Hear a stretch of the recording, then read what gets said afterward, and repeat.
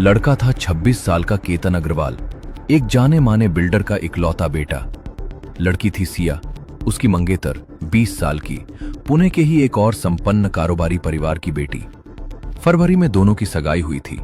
शादी नवंबर में तय थी। वे लगभग 9:30 से 10:30 बजे के बीच ऊपर पहुंचे। केतन को ट्रैकिंग का शौक था, वह पहले भी यहां आ चुका था। फिर किनारे के पास कुछ हुआ। केतन नीचे गिरा और 300 फीट से भी ज्यादा गहरी खाई में जा गिरा। सिया चीख पड़ी। गार्ड दौड़े आए। उसने रोते हुए बताया कि वे दोनों बिल्कुल किनारे पर खड़े थे। केतन का बैलेंस बिगड़ गया और वो बस गिर गया। उसने घर पर भी यही फोन करके बताया। बदहवास रिश्तेदार किले की ओर भागे। गार्डों ने पुलिस को खबर दी। एक सर्च ऑपरेशन शुरू हुआ। खाई गहरी थी और इलाका बहुत बड़ा, और पूरा दिन बीत गया पर उसका कोई सुराग नहीं मिला। अगली सुबह 19 जून को फिर से तलाश शुरू हुई। एक कड़वे इत्तेफाक से ये सिया का जन्मदिन माना जा रहा था। सगाई के बाद का उसका पहला जन्मदिन। केतन और उसके परिवार ने इसे मनाने के लिए महाबलेश्वर में एक रिसॉर्ट बुक किया था और अपने रिश्तेदारों दोस्तों को बुलाया था। इसके बजाय उसी दिन बचाव कर्मियों, कुछ एक्सपर्ट्स और किले के गार्डों ने आखिरकार केतन के शव को खाई की तह से निकाला। उसे ऊपर लाया गया, अस्पताल ले जाया गया, पोस्टमार्टम हुआ। पुलिस ने इसे एक्सीडेंटल डेथ का मामला दर्ज कर लिया और कुछ देर के लिए यह मामला बंद सा लगने लगा। उन शुरुआती घंटों में शहर की पूरी हमदर्दी सिया की तरफ बह रही थी। जिस रात ये हुआ, उसी रात उसने सोशल मीडिया पर दर्द भरी पोस्ट डाली थी और संवेदनाओं की बाढ़ आ गई। लोग लिख रहे थे कि वो बेचारी कितनी टूट गई होगी, इतनी छोटी उम्र में ये बोझ कैसे उठाएगी, इसे चैन से छोड़ देना चाहिए। दोनों परिवार शहर के नामी घरानों से थे। सिया के पिता का ड्राई फ्रूट्स और मसालों का कारोबार था, साथ में रियल एस्टेट का भी। केतन के पिता का अपना बड़ा रियल एस्टेट का बिजनेस था। 20 जून को पोस्टमार्टम के बाद केतन का अंतिम संस्कार हुआ और अग्रवाल तथा गुप्ता दोनों परिवारों के लोग शोक में शामिल हुए। जब सिया अपने होने वाले ससुराल वालों के घर शोक जताने पहुंची तो केतन की बहन ने एक सीधा सवाल पूछा, ये हुआ कैसे? मेरा भाई गिरा कैसे? उस पल तक कमरा गम में डूबा था। अब बहन ने देखा कि सिया के चेहरे की रंगत बदल रही है। लड़की बोलने लगी पर शब्द साफ नहीं निकल रहे थे और बहन को एक ठंडा सा शक हो गया कि ये कुछ छिपा रही है। उसने चुपके से अपने पिता को कोने में ले जाकर कहा, हमारा भाई ट्रैकिंग का उस्ताद था, अकेले जाता था, इससे बुरी जगहों पर जाता था और कभी कुछ नहीं हुआ, कुछ तो गड़बड़ है। उन्हें याद था कि इस तथाकथित हादसे से पहले भी एक से ज्यादा बार सिया लगभग जिद करके केतन को उसी किले पर ले जाना चाहती थी और कम से कम एक बार परिवार ने उसे जाने से मना किया था। वे पुलिस के पास गए। एक्सीडेंटल डेथ की फाइल लगभग बंद हो चुकी थी, पर वे और उनकी बेटी थाने गए, बड़े अधिकारी से मिले और साफ कहा कि ये हादसा नहीं, हत्या है। बहस भी हुई। अधिकारियों ने पूछा कि वे इतने यकीन से कैसे कह रहे हैं। उन्होंने बताया, किले की सीसीटीवी फुटेज जांचिए, सिया का फोन जांचिए और उस बात की भी पड़ताल कीजिए जो परिवार ने अपने स्तर पर चुपचाप पता की थी कि सिया की जिंदगी में एक और लड़का है। पुलिस ने रिकॉर्डिंग और कॉल डिटेल खंगालनी शुरू की और 3 अजीब चीजें सामने आईं। सीसीटीवी फुटेज में पहली नजर में कुछ नहीं दिखा, पर फिर एक शख्स अलग से उभरने लगा। हुडी पहने एक आदमी किले पर ठीक उसी गलत वक्त पर उसी खिड़की में मौजूद, यानी करीब 9:30 से 10:30 के बीच जब केतन और सिया चढ़े थे।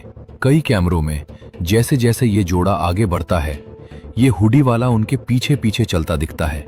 ऐसे किले में बहुत लोग आते हैं और अकेले इससे कुछ साबित नहीं होता, पर गर्मी में हुडी शक पैदा कर रही थी।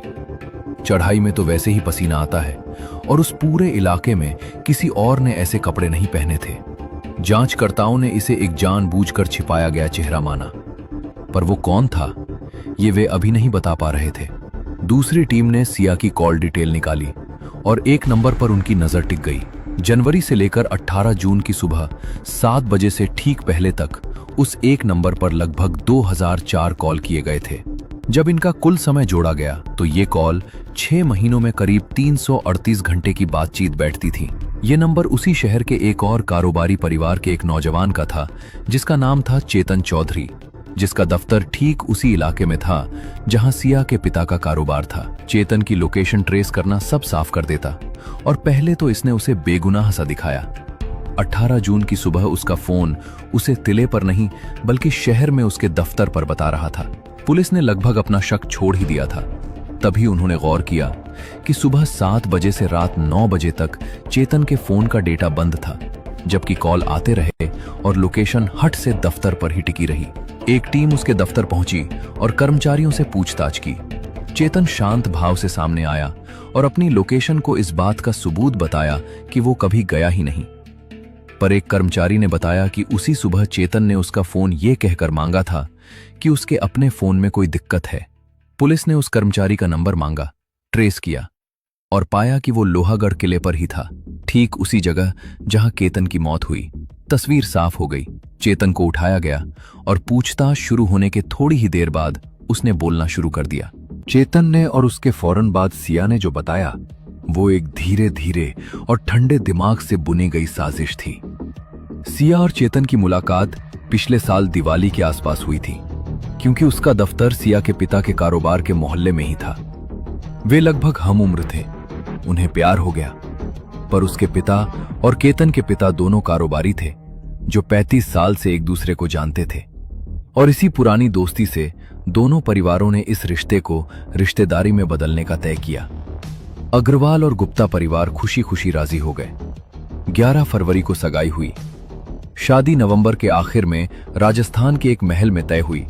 एक डेस्टिनेशन वेडिंग जिसके लिए परिवार ने लगभग 17 करोड़ रुपए में वो जगह बुक की थी, और मेहमानों को लाने ले जाने के लिए निजी चार्टर्ड प्लेन तक का इंतजाम किया गया था। सिया इस शादी से खुश नहीं थी, क्योंकि उसकी जिंदगी में चेतन था, पर वो अपने परिवार को सीधे मना भी नहीं कर पा रही थी और डरी हुई थी। सगाई के बाद दबाव और बढ़ता गया।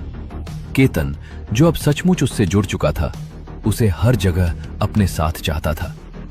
पुलिस के मुताबिक उसे मारने का ख्याल पहली बार 31 मई को आया, जब केतन उसे लोहागढ़ किले पर ट्रैकिंग के लिए ले गया, और वो उस ऊंचाई पर खड़ी होकर खाई को देखकर ये सोचने लगी कि यहां एक धक्के को दुनिया महज एक हादसा समझेगी और उसका रास्ता साफ हो जाएगा। 5 जून को उसने फिर वहां जाने की जिद की, पर केतन और उसके माता पिता को यह बहुत जल्दी लगा और उन्होंने मना कर दिया और प्लान टूट गया। अगले दिन सबको बाली जाना था, और सिया, जो शादी से पहले केतन के साथ नहीं जाना चाहती थी, रास्ते में वॉशरूम के बहाने रुकी। दस्तावेजों के साझा बैग से केतन का पासपोर्ट निकाला, उसे रेस्टरूम में फाड़ा और फ्लश कर दिया। एयरपोर्ट पर केतन का पासपोर्ट बस गायब था। ट्रिप कैंसिल हो गई, जो ठीक वही था जो वो चाहती थी। 14 जून को वो उसे फिर किले पर ले गई, किनारे तक पहुंची और धक्का दिया। इत्तेफाक से उसके पीछे एक आधा टूटा पेड़ था। उसने उसे थाम लिया और बच गया। खुद को बचाने के लिए वो सांप सांप चिल्लाई। उसे बताया कि उसने उसे सांप से बचाने के लिए पीछे खींचा था, और केतन एहसानमंद होकर घर जाकर परिवार को बताता है कि उस दिन सिया ने उसकी जान बचाई। उसे जरा भी अंदाजा नहीं था कि वो अभी अभी मौत के मुंह से लौटा है। आखिरी कोशिश सबसे सोची समझी थी।